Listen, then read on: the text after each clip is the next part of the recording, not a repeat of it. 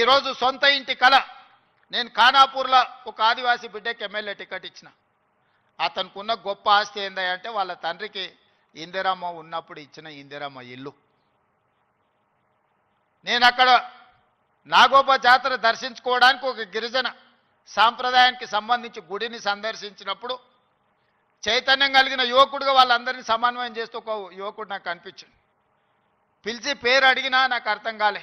తర్వాత నా పక్కన వాళ్ళకి చెప్పిన అబ్బాయి ఫోన్ నెంబర్ తీసుకొని, చదువుకున్నాడు, చైతన్యం ఉన్నది, ఫీల్డ్ ఎన్ఆర్ఈజేఎస్లో ఫీల్డ్ అసిస్టెంట్గా పనిచేస్తున్నాడు అని చెప్తే అతన్ని పికప్ చేసుకొని ఎమ్మెల్యే టికెట్ ఇస్తే ఈరోజు ఎడమ బోజు పేరు మీద శాసనసభలో ప్రాతినిధ్యం వహిస్తున్నాడు. దానికి కారణం చదువు, చైతన్యం. ఈరోజు లక్ష్మణ్ మంత్రి అయినా, కుమార్ వైస్ ఛాన్సలర్ అయినా, ప్రొఫెసర్ కాసిం గారు ప్రిన్సిపల్ గారైనా, ఈ యోగితా రాణా గారు వారి సామాజిక నేపథ్యం మీరు తెలుసుకోండి, వారు ఐఏఎస్ ఆఫీసర్ ఇక్కడ చాలామంది రాణించిందంటే చదువు ఒక్కటే కారణం. ఇవాళ చదువును మనం నిర్లక్ష్యం చేసే పరిస్థితి లేదు.